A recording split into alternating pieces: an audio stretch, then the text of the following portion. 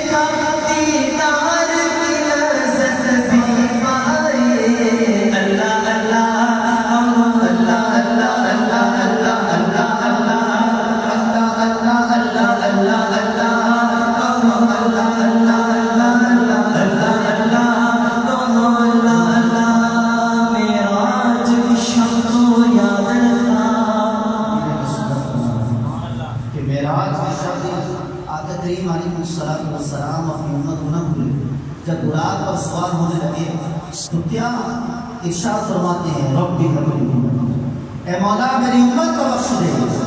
آج امت اپنے اوپر غور کرے کہ ہم آقا کریم علیہ السلام کی آنکھوں کی ٹھنڈک نماز پڑھتے ہیں، ہم سرکار علیہ السلام کی سنتوں پر عمل کرتے ہیں۔